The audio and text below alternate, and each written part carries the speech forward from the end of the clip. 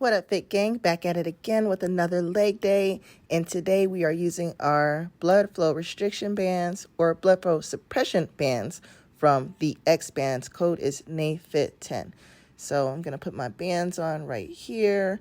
And like I said before, make sure you loosen them between your sets because it's going to start to restrict the blood flow. So it's going to gather and pull the blood to that particular muscle or that area that you want to create that hypertrophy in, that you want to get those gains in. That's what it's going to do.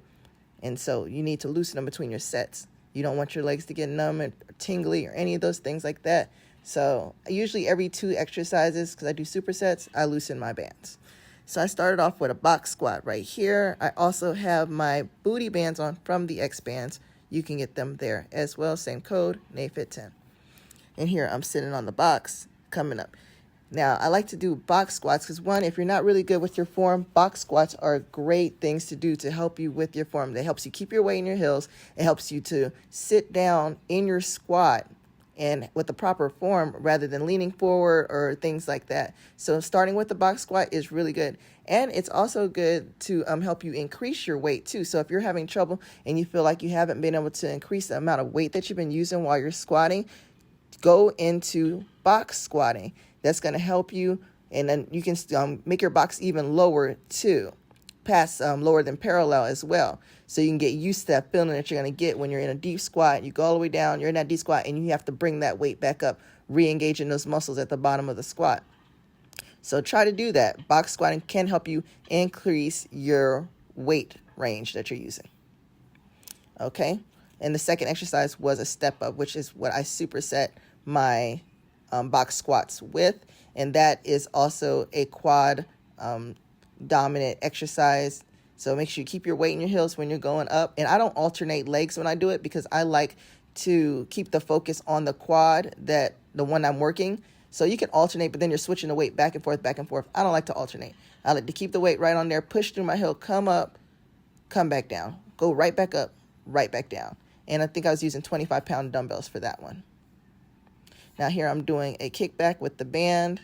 Right here I still have on my blood flow restriction bands. Of course I loosen them between my sets. But here I'm doing a kickback. I'm using the bar for support. But you're kicking back and pushing through the glute. This is a glute isolation exercise for anybody who's looking for specific glute isolation exercise, meaning that it's just targeting the glute. It's not targeting your hamstring or your quad or anything like that.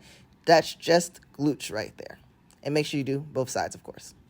So I believe I did 5 sets of each exercise. So each superset, 5 sets, whatever have you.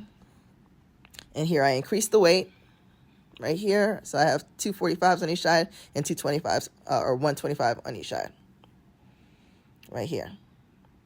And I'm box squatting, and you can see my glutes engage. As I sit down on the box, you can actually see my glutes engage. And I actually lowered the box too for that round.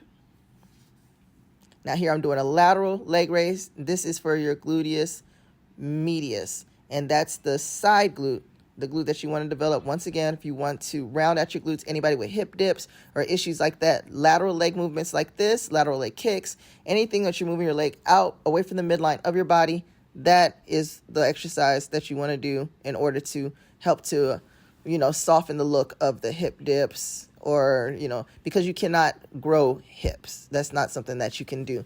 But you can round out your glutes, and because the glutes are made up of 3 different muscles, you do have to train them at angles in order to get that look. Just doing squats is not going to hit the gluteus medius.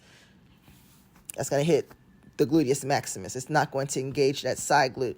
So you're going to have these nice fluffy cakes in the back, but you're not going to have anything filling out on the side.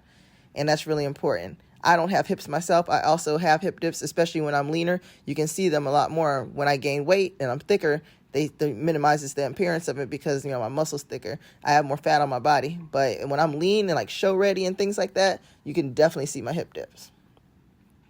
Here I'm doing a box jump squat right here.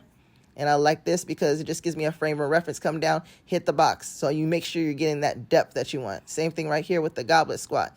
That's making sure you get that parallel, that depth, so that you're not just doing quarter squats or half rep squats. You want to go all the way down, get that parallel so you know you're engaging your glutes, and come back up. If you want to make it even more, more engagement, come down, sit all the way on the box, make sure you pause, as you really sit on the box, not just tap and come up. And then you'll get a full engagement because you will feel your quads re-engage as you come down. You got that weight on your hand and your weight's bearing down on your body because you've come to a full stop. You're sitting down and then you have to re-engage and come back up.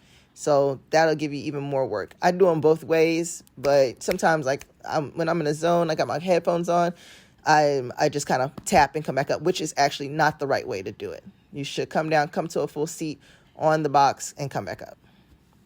But I be in my zone, honey. So sometimes I just don't even care. Let's be going. But here it's just like I said, a frame of reference, come down, tap. I'm hitting parallel, come back up, come down, tap, parallel, come back up. And I think I'm using a 45-pound dumbbell right there. Once again, I got my bands on from the X Bands, code NAFIT10. And if you have any question, oh, okay, wait. So here we go. So yes, now again, I have the 45-pound and I'm doing a heel elevated squat. Once again, when I told you about heel elevation is one, if you have lack of flexibility, range of motion in those ankles or anything like that, this is great for that. But also I do find just putting the weight under my heels, I do get like this great depth on my squat and this great range of motion. And I really love squatting with my heels elevated. I just feel like I get a better squat. You try it and let me know how you feel about it.